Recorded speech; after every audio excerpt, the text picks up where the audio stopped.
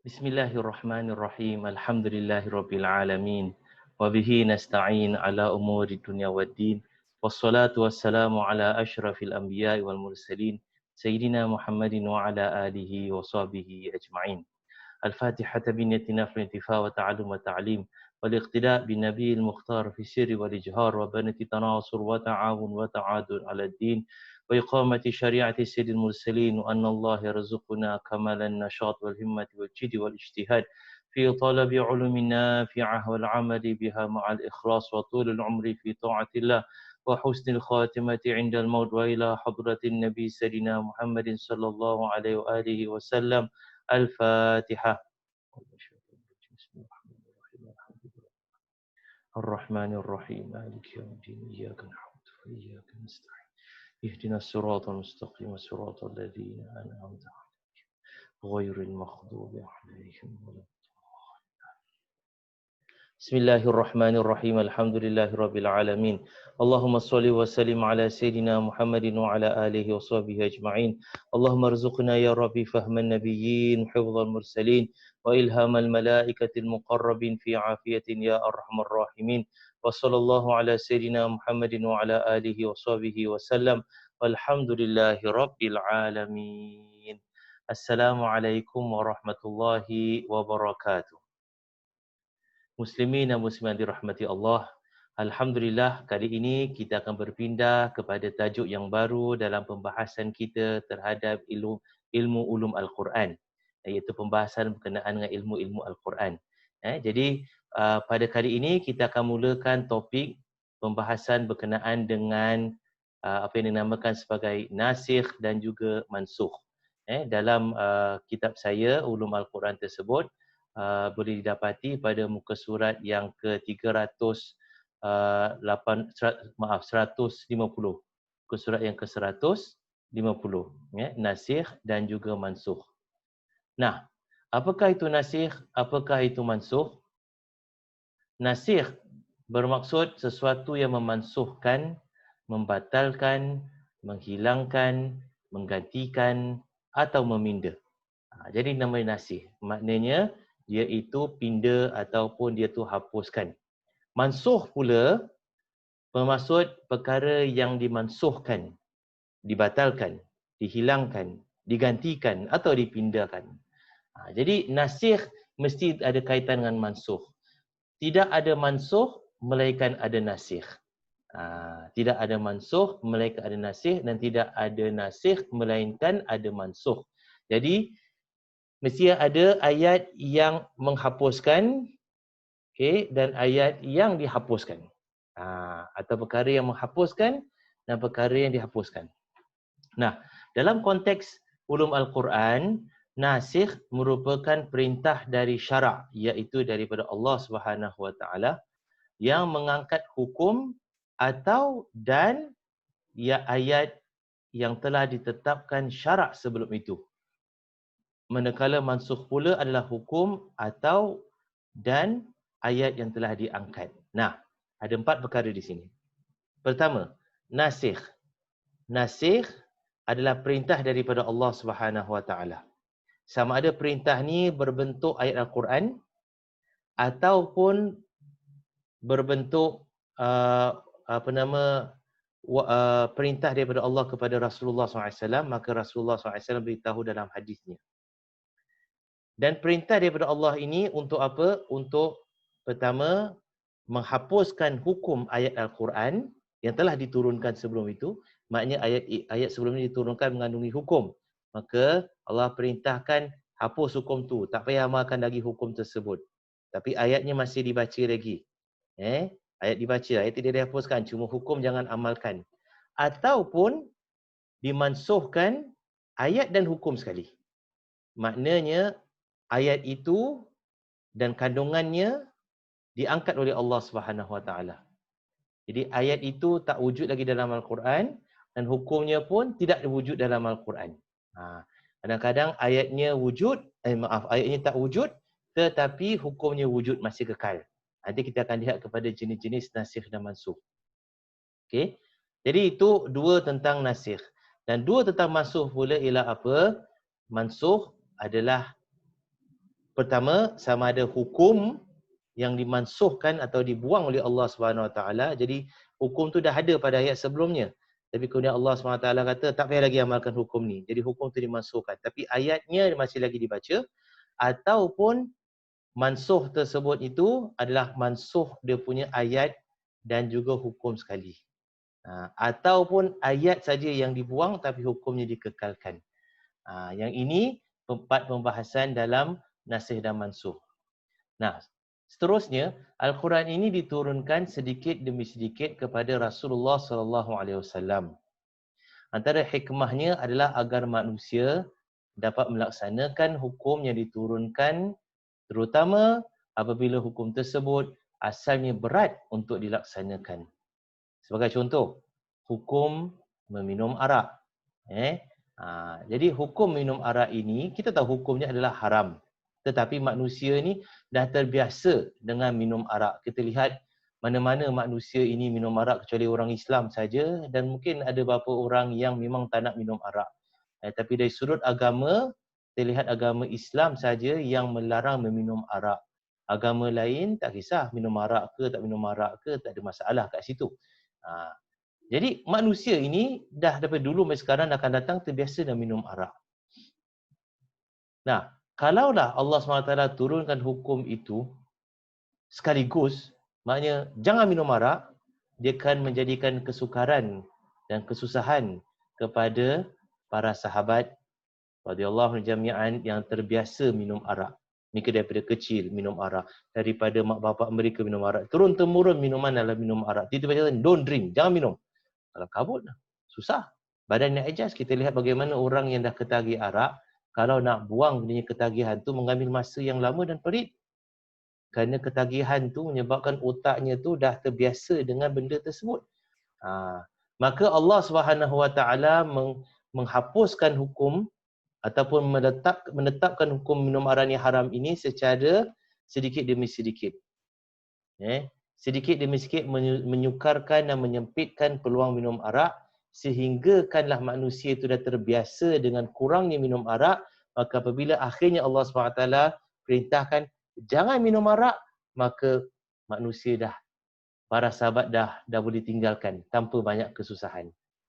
Jadi oleh kerana itu, Allah SWT turunkan hukum arak, berkenaan arak dalam Quran ini beberapa kali. Yang setiap kali ayat diturunkan tu hukumnya lebih berat daripada hukum yang sebelumnya. Sehinggalah perintah terakhir mengharamkan secara keseluruhan meminum arak. Jadi dengan cara ini, bila turunnya haram minum arak, okey, boleh. Para sahabat semua no problem. Tak ada masalah kat situ. Jadi ayat terakhir mengenai pengharaman minum arak ini, ayat terakhir memansuhkan hukum-hukum yang terkandung dalam ayat-ayat sebelumnya mengenai arak. Kerana ayat-ayat sebelumnya, 3 ayat sebelum ini turunkan, tidak mengharamkan arak. Kamu boleh jual beli arak. Kamu boleh masih lagi minum arak. Tetapi kalau minum arak, janganlah kerjakan solat. Kemudian akhirnya, jangan minum arak langsung. Jangan minum arak langsung, itu memansuhkan atau menghapuskan hukum pada 3 ayat pertama. Jadi tak boleh jual beli arak, tak boleh terus minum arak walaupun tak solat, walaupun tak mengerjakan solat. Jadi total tak boleh minum langsung. Okey. Jadi antara hikmah nasikh dan mansuh ini ternyata kat sini bahawasanya Allah SWT bila turunkan satu hukum, ia hanyalah sebagai sebagai langkah pertama sebelum pengharaman atau hukum yang keduanya, untuk memudahkan ataupun menyesuaikan para sahabat sebelum datang hukum yang lebih berat. Jadi dia itu adalah kira pertengahan dah. Dia kira sebagai penghubung antara yang belum lagi hukum kepada hukum yang lebih berat. Jadi sedikit demi sedikit Allah SWT mengetatkan hukum tersebut. Jadi inilah antara hikmah nasikh dan mansuh. Ayat yang memansuhkan hukum-hukum sebelumnya. Kalau orang tanya kenapa Allah SWT tak haramkan sekaligus, macam Quran ni macam tak pasti lagi nak haram ke tak haramkan, itu bukan jawapannya. Jawapannya ialah Allah SWT menetapkan, Allah SWT daripada azali lagi ditetapkan hukum itu adalah haram, tapi kerana manusia ini sukar nak terima, maka dilonggarkan sedikit, dilonggarkan sedikit sehingga apabila dah sampai masa untuk mengharamkan segalanya 100%, maka para sahabat dah boleh terima hukum tersebut. Okey. Ini antara hikmah nasih dan juga mansuh. Baik. Kita lihat dalil mengenai nasih dan mansuh. Dia wujud dalam Quran, tapi apakah dalilnya daripada Al-Quran? Dalilnya kita boleh dapati dalam surah Al-Baqarah ayat 100 yang ke-6, yang mana Allah Subhanahu wa taala berfirman, A'udzubillahi minasyaitonirrajim. Bismillahirrahmanirrahim. Ma nansakh min ayatin aw nusiha na'ti bi khairin minha aw mithliha. Alam ta'lam anna Allah ala kulli syai'in qadir. Sadaqallahul azim. Maksudnya, apa sahaja ayat keterangan yang kita mansuhkan, kata Allah SWT. Kita terang Allah SWT gunakan perkataan mansuhkan. Apa sahaja yang kami nasahkan, kami hapuskan, kami batalkan, au nunsiha, atau kami tinggalkan, atau kami tangguhkan pelaksanaan hukum tersebut atau penurunan ayat itu, na'ti bi khairin minha, kami sebenarnya akan datangkan ganti lebih baik lagi daripada tersebut, au misliha, ataupun yang setanding dengannya. Jadi, apa saja ayat yang Allah SWT nak hapuskan sebelumnya, ayat yang datang selepas ini yang memasukkan itu adalah ayat yang lebih baik daripada ayat ini. Hukum yang lebih baik daripada hukum ini. Ataupun setara dengan hukum yang nak dimansuhkan. Jadi, dalil nasikh dan mansuh ni wujud dalam Al-Quran adalah daripada Al-Quran itu sendiri, surah Al-Baqarah ayat 100 yang ke-6. Nah, apakah syarat-syarat nasikh dan juga mansuh? Syarat-syarat nasikh dan mansuh tersebut ada 3. Okey. Dan dia perlu dipenuhi kesemuanya. Barulah maknanya ada perintah yang baru yang menggantikannya. Pertama, syarat tersebut, hukum yang dimasukkan ialah hukum yang telah ditetapkan oleh syarak.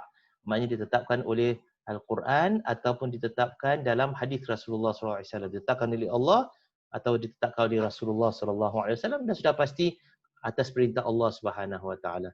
Jadi hukum yang nak dibuang tu adalah hukum daripada Allah Subhanahu Wa Taala, bukan hukum manusia. Bukan hukum manusia. Hukum yang dikeluarkan manusia ini tak standing dengan hukum yang Allah Subhanahu Wa Taala perintahkan. Jadi tentang pengharaman arak tersebut itu, hukum pengharaman arak ini yang total memansuhkan hukum yang sebelumnya, iaitu boleh jual beli arak, dan hukum tersebut juga adalah daripada Allah Subhanahu Wa Taala dalam Al-Quran. Dan yang kedua, dalil yang menunjukkan berlakunya pemansuhan tersebut datang daripada syarak, bukan daripada sahabat. Jadi ayat yang dimansuhkan tu, hukum yang dimansuhkan tu adalah daripada Allah, maka hanya Allah SWT dan Rasulullah SAW yang layak untuk memansuhkannya. Kalau Al-Quran, dimansuhkan dengan Al-Quran. Kalau hukum dalam Al-Quran, dimansuhkan dengan ayat daripada Al-Quran juga. Kalau maknanya daripada hadis Rasulullah SAW, maka yang memansuhkannya juga adalah daripada Al-Quran ataupun hadis yang lain pula. Jadi maknanya mestilah daripada yang memasukkan tu mestilah daripada Allah Subhanahu Wa Taala atau daripada Rasulullah Sallallahu Alaihi Wasallam. Yang ketiga, dalil yang menunjukkan pemansuhan tersebut datang terkemudian daripada ayat dimasukkan. Ini sudah pasti logik. Ayat ni diturunkan dahulu, jadi ayat nak dihapuskan, mestilah datang ayat yang lain yang diturunkan selepasnya. Takkanlah ayat itu diturunkan sebelumnya untuk memasukkan ayat yang belum diturunkan. Tak logik. Jadi maknanya ayat itu mesti dah diturunkan dengan hukumnya, kemudian selepas tu turunlah ayat yang lain dengan hukum yang lain yang memansuhkan hukum yang ini, maka ayat yang baru ini dan hukum yang baru ini yang diamalkan. Jadi maksudnya syarat-syarat nasikh dan juga mansuh, yang berlakunya nasikh dan mansuh. Kemudian seterusnya kita lihat perkara yang bersangkutan dengan nasikh dan mansuh. Apa yang dimaksudkan dengan perkara bersangkutan dengan nasikh dan mansuh? Okey, dia berlaku pada perkara-perkara yang bersangkutan dengan hukum, perintah dan larangan sahaja. Jadi perkara yang bersangkutan dengan nasikh dan mansuh ini ialah berkenaan hukum fikih. hukum fikih. Kenyataan tauhid atau ayat-ayat berkenaan dengan akidah kepercayaan tidak boleh dimansuhkan dan tidak ada ayat Al-Quran yang memansuhkan ayat yang lain dalam bab tauhid ataupun yang berkaitan dengan kepercayaan atau akidah. Jadi apa saja Allah turunkan ayat berkenaan dengan tauhid itu kekal, tidak ada pemansuhan. Begitu juga ayat-ayat yang bersangkutan dengan akhlak. Nombor dua. Ayat bersangkutan dengan akhlak tidak boleh dimansuhkan. Tak ada, oh akhlak hari ni okey. Nanti turun ayat lepas tu cakap, oh akhlak ni tak okey. Tidak. Akhlak tu satu benda universal. Satu benda yang alami. Semuanya ikut pada akhlak yang sama, iaitu akhlak yang mulia. Jadi akhlak tidak boleh dimansuhkan. Kalau akhlak dimansuhkan bermaksud akhlak sebelumnya adalah akhlak yang buruk. Tetapi kalau akhlak buruk, kenapa Allah SWT turunkan hukumnya? Kenapa Allah SWT benarkan kita untuk berakhlak sedemikian? Contohnya, bohong. Bohong akhlak adalah sesuatu yang haram. Tapi katakanlah kalau sekiranya sebelumnya ada ayat mengatakan, oh boleh bohong, bohong sunat. Kemudian datang ayat satu lagi lepas ni cakap, oh tak boleh, tak ada bohong langsung, bohong adalah haram. Jadi hukum ayat kemudian yang mengharamkan bohong ni menghapuskan ayat yang awal mengatakan boleh bohong sunat. Ini tak boleh berlaku. Kerana kalau ni berlaku bermaksud Allah SWT mengizinkan manusia untuk berakhlak buruk dahulu. Barulah Allah SWT turunkan tentang ayat berkenaan akhlak yang mulia. Tapi tidak berlaku sedemikian. Jadi akhlak itu kekal daripada awal Allah turunkan ayat sampailah bila-bila akhlak sedemikian adalah kekal. Kalau Allah SWT suruh hormat orang tua, maka akhlak itu adalah kekal, ayat itu adalah kekal. Tak boleh dimasukkan dengan ayat yang lain. Tak ada pun ayat yang memasukkan hukum tentang menghormati orang tua akhlak ini. Jadi ayat bersangkutan dengan akhlak tidak dimasukkan. Yang ketiga, yang bersangkutan dengan pokok-pokok dan asas dalam aspek ibadat dan muamalat seperti kewajipan solat dan pengharaman riba, ini tidak dimansuhkan. Kerana apa? Kerana ia merupakan, walaupun dia adalah hukum fikih, tetapi dia adalah yang asas. Dia core dia. Bukan dia cabang dia. Jadi yang asas ni tak boleh dimansuhkan. Sebab kalau mansuhkan maksudnya apa? Maksudnya hukum syarak ini boleh main-main. Sekejap cakap boleh, sekejap cakap tak boleh. Sekarang boleh, kemudian turun ayat cakap tak boleh. Jadi macam mana ni? Yang boleh tak boleh itu adalah hukum ranting cabang. Tapi yang asasnya tentang solat 5 waktu. Daripada awal solat 5 waktu, tak dimasukkan dengan ayat yang mengatakan solat lebih daripada 5 waktu atau kurang daripada 5 waktu. Hukum berkenaan riba. Tidak ada ayat yang mengatakan bahawasanya, oh dulu boleh, sekarang tak boleh. Tidak, kerana dia itu adalah apa? Core dia. Yang pokoknya. Pokok dalam asas ibadat dan juga muamalat. Okey, kenapa lagi? Yang keempat, yang tak berlaku masuk dalam Al-Quran ialah apa? Cerita-cerita yang terkandung dalam Al-Quran. Nah, cerita-cerita ini tidak boleh dimasukkan. Kalau dimasukkan maknanya sebelum tu cerita tu palsu. Ini bukan maknanya tambahkan detail cerita, itu lain, itu tak memasukkan. Ini ayat turun berkenaan dengan Nabi Musa AS bertemu dengan bakal isteri dia.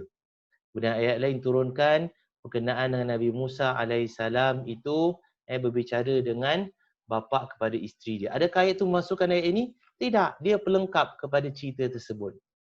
Jadi ayat, cerita tidak boleh dimansuhkan oleh cerita yang lain. Kerana dia akan menyebabkan Al-Quran itu mengandungi cerita yang palsu. Na'udzubillah min dzalik. Jadi empat perkara tak boleh dalam kategori nasih mansuh. Pertama, akidah.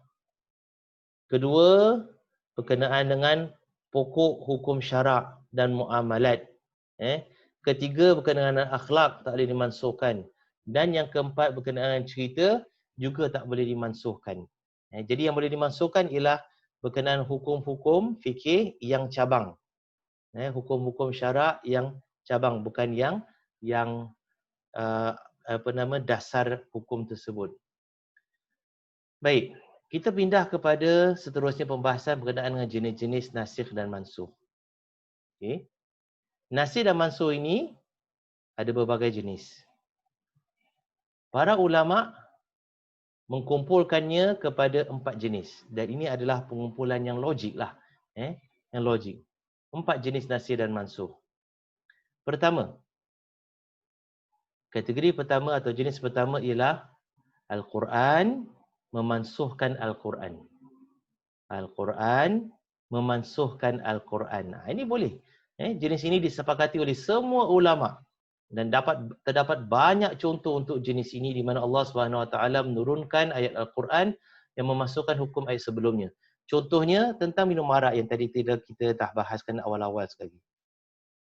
Asalnya ayat Quran Allah SWT turunkan berkenaan dengan arak ini.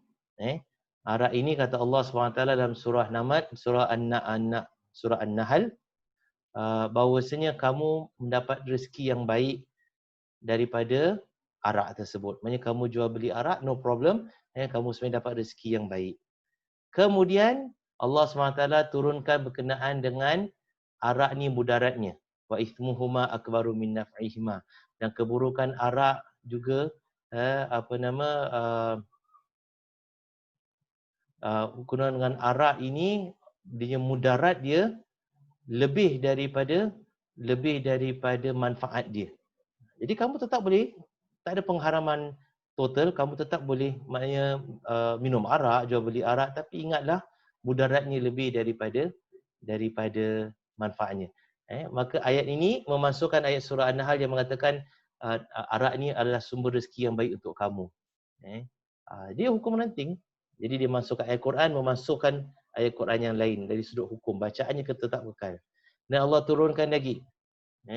Allah turunkan lagi berkenaan dengan arak dalam surah Al-Imran. Allah SWT berfirman, Ya ayyuhallazina amanu la taqrabus salata wa antum sukara hatta ta'lamu ma taqulun. Wahai orang beriman, jangan kamu dekati salat dalam keadaan kamu mabuk sehingga kamu tahu apa yang kamu ucapkan.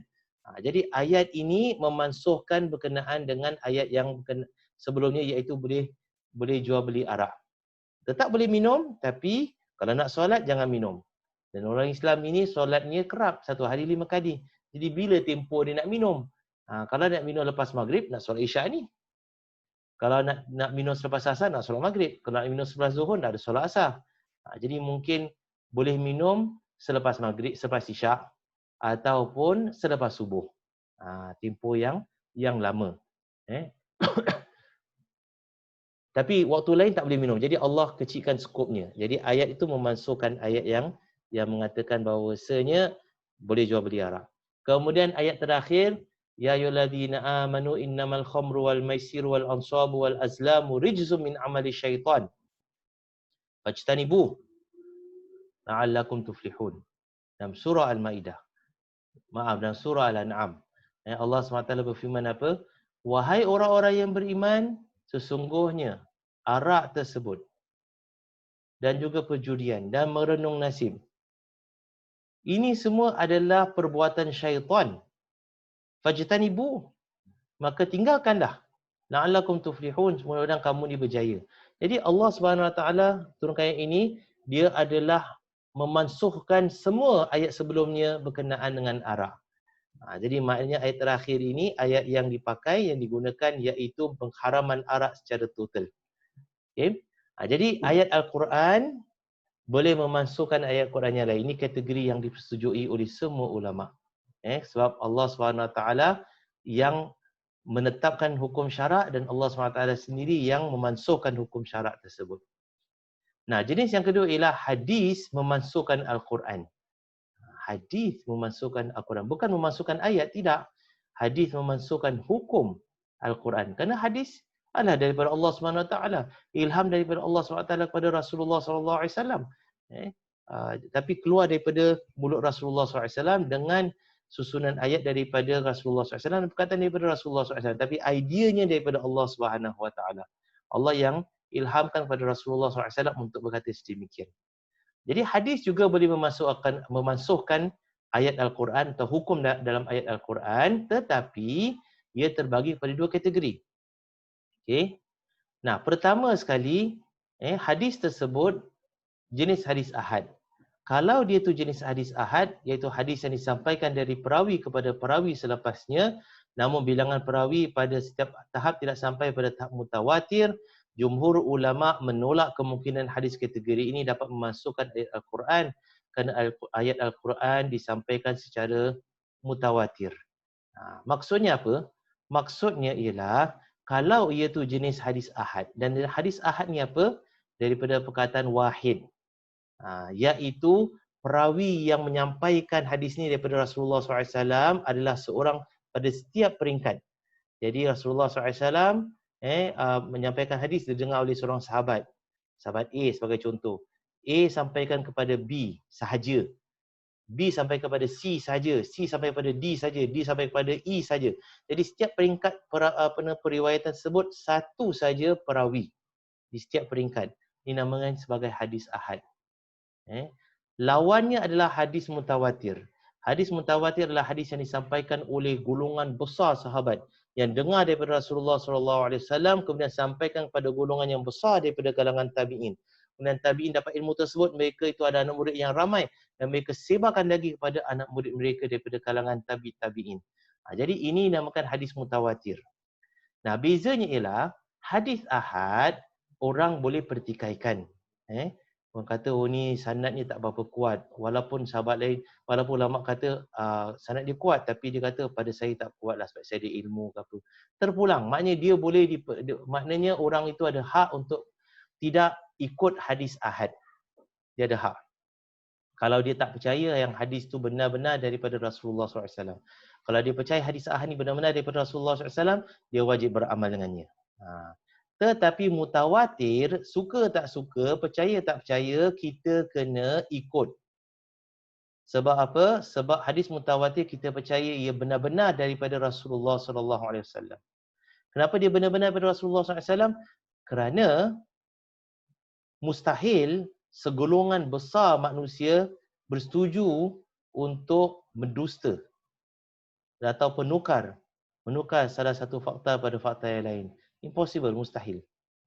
Jadi kalau kumpulan yang besar dah dengar daripada Rasulullah SAW perkataan hadis ini, kemudian mereka sampaikan kepada kumpulan yang lagi besar lagi daripada kalangan tabi'in, dan tabi'in ini menyampaikan kumpulan lagi besar lagi daripada kalangan tabi'in, maka akhirnya ini namakan sebagai hadis mutawatir yang mustahil semua kumpulan-kumpulan besar di setiap peringkat ini bersetuju untuk berdusta. Makanya hadis mutawatir ini merupakan hadis sahih di peringkat tertinggi. Peringkat tertinggi sekali. Sesiapa yang mengingkari kesahihan hadis mutawatir, dia boleh terkeluar daripada Islam. Sesiapa yang tidak mahu percaya hadis ahad, maka dia belum lagi terkeluar daripada ajaran agama Islam. Oleh kerana itu, hadis ahad ini, kerana dia tu lebih lemah daripada hadis mutawatir, maka hadis ahad ni tak boleh memansuhkan Al-Quran. Okay. Kalau hadis mutawatir, ya, boleh memansuhkan Al-Quran kerana mustahil semuanya bersetuju dan juga membuat cerita palsu kepada Rasulullah SAW. Nah, seterusnya ialah kalau sekiranya hadis ini hadis mutawatir, maka boleh. Lihat pada B, hadis tersebut jenis hadis mutawatir iaitu disampaikan dari sekumpulan besar perawi kepada sekumpulan besar perawi sehingga menjadi mustahil semua perawi tersebut bersetuju untuk berdusta dan memasukkan hadis tersebut. Okay. Imam Malik bin Anas, Imam Abu Hanifah dan Imam Ahmad dalam salah satu pendapatnya membenarkan pemasukkan ayat Al-Quran dengan hadis mutawatir. Jadi tiga imam ini, Imam Abu Hanifah, Imam Malik dan juga Imam Ahmad membenarkan ayat Al-Quran itu dihapuskan dengan hadis mutawatir kerana mereka itu same level, almost same level. Maknanya Al-Quran itu daripada Allah SWT, hadis mutawatir indirectly daripada Allah SWT, tapi tidak ada peluang untuk orang mendustakan hadis mutawatir. Kan disampaikan oleh ramai orang dan benda yang sama mereka sampaikan. Tetapi Imam Syafi'i dan pendapat kedua Imam Ahmad, mereka tidak membenarkan pemansuhan seperti ini. Tidak benarkan. Imam Syafi'i meletakkan syarat kalau nak terima jenis ini, iaitu pemansuhan tersebut, maka perlu disokong oleh ayat Al-Quran. Jika tak ada ayat Quran yang menyokongnya, maka pemalsuan ini tidak diterima. Jadi Imam Syafi'i ini lebih hati-hati. Pada Imam Syafi'i takkanlah kata-kata manusia, walaupun Rasulullah SAW ini dapat memansuhkan hukum daripada kata-kata Allah Subhanahu Wa Taala, jauh beza sama sekali. Jadi pada Imam Syafi'i tak boleh. Hadis mutawatir, walaupun mutawatir memansuhkan ayat Al-Quran, melainkan jika pemansuhan ini mendapat sokongan daripada ayat Quran yang lain. Jadi Al-Quran sebenarnya memasukkan Al-Quran. Hadis itu sebagai penerang saja. Kemudian jenis yang ketiga ialah Al-Quran memansuhkan hadis. Ini sudah pasti. Kalau pertama Al-Quran memasukkan Al-Quran, kedua hadis memasukkan Al-Quran, itu ulama berselisih pendapat. Nah, Al-Quran memasukkan hadis, tidak ada selisih pendapat. Semua ulama setuju bahawa jenis ini boleh berlaku. Contohnya, Baitul Maqdis sebagai kiblat pertama umat Nabi Muhammad SAW, ia adalah perintah Rasulullah SAW. Bila Rasulullah sampai Madinah, Rasulullah beritahu pada sahabat semua, solat menghadap kepada Baitul Maqdis, bukan kepada Kaabah. Kenapa pada Baitul Maqdis? Kerana ketika tersebut Kaabah ini dipenuhi dengan berhala. Jadi kerana itu pemansuhan itu kalau nak batalkan mesti daripada ayat Al-Quran, tak daripada hadis Rasulullah SAW. Okey. Jadi Baitul Maqdis perintah daripada Rasulullah SAW, kemudian Al-Quran datang, Al-Quran memasukkan hadis tersebut. Dalam surah Baqarah Allah SWT berfirman apa? Qad nara taqalluba wajhika fis sama', kami dah lihat kamu ini selalu mendongak ke langit, kan? Fawali wajhaka syatral Masjidil Haram, maka sekarang palingkan wajah kamu sebagai kiblat kepada Masjidil Haram. Jadi Al-Quran memasukkan hadis itu sudah pasti boleh berlaku. Okey. Nah, yang kategori keempat, hadis memasukkan hadis. Ini tidak termasuk dalam pembahasan ulum Al-Quran kerana ini termasuk dalam pembahasan hadis. Cuma kita nak tahu sajalah dalam nasir mansukh ni hadis memasukkan hadis ni bagaimana? Ada 4 kategori. Ia semua bergantung kepada jenis hadis tersebut. Maka hadis mutawatir boleh memasukkan hadis mutawatir. Semua ulama setuju. Hadis mutawatir boleh masukkan hadis ahad. Semua ulama setuju. So hadis mutawatir ramai yang menyampaikan, hadis ahad seorang saja sampaikan. Jadi sudah pasti hadis yang disampaikan oleh ramai orang lebih dipercayai daripada hadis yang disampaikan oleh seorang saja. Ketiga, hadis ahad memasukkan hadis ahad. Jadi hadis yang diriwayatkan oleh seorang ke seorang sampai kepada ulama hadis, dia boleh memasukkan hadis yang disampaikan kepada seorang. Kerana kedua-dua hadis ahad ini dia sama level. Dia tak boleh yang nak dimasukkan superior. Ayat yang ini nak masukkan ayat lebih superior, ataupun hadis yang lebih baik lagi, itu tidak dibenarkan oleh para ulama. Jadi kerana itu yang nombor 4 ini, hadis ahad memasukkan hadis mutawatir, ini tidak dibenarkan oleh semua ulama. Kerana hadis mutawatir ini lebih superior dan lebih tinggi kedudukannya, penerimaannya daripada hadis ahad. Tapi seperti yang saya katakan tadi, berkenaan hadis ini kita tidak akan membahaskannya kerana ia tidak bersangkut paut dengan ayat Quran. Ia bersangkut paut dengan hadis, maka dia termasuk dalam ulum hadis. Kita belajar ulum Quran, maka hanyalah kira kita lihat di sini nombor 1, nombor 2 dan nombor 3 punya jenis nasikh dan juga mansukh. Jadi kita sampai di sini dahulu. InsyaAllah kita akan sambung nanti pada kuliah yang akan datang berkenaan dengan bentuk nasikh dan mansukh dalam Al-Quran pula, insya-Allah. Wallahu a'lam bissawab. Al-Fatihah hadratin Nabi Sayyidina Muhammadin sallallahu alaihi wa alihi wasallam wa ila arwahil muslimin wal muslimat wal mu'minin wa mu'minat sya'unillahi lahumul Fatihah. Bismillahirrahmanirrahim. إياك نعبد وإياك نستعين اهدنا الصراط المستقيم صراط الذين أنعمت عليهم غير المغضوب عليهم ولا الضالين آمين Bismillahirrahmanirrahim. Alhamdulillahirabbil alamin. Allahumma shalli wa sallim ala sayidina Muhammadin wa ala alihi wa sahbihi ajma'in. Allahumma anfa'na warfa'na bil Qur'anil azim wa barik lana bil ayati wa dzikril hakim wa taqabbal minna innaka antas samiul alim. Allahumma iftah lana min khazaini rahmatika ya arhamar rahimin. Rabbana zidna ilman nafi'a wa sallallahu ala sayidina Muhammadin wa ala alihi wa sahbihi wasallam. Alhamdulillahi rabbil alamin. Assalamualaikum warahmatullahi wabarakatuh.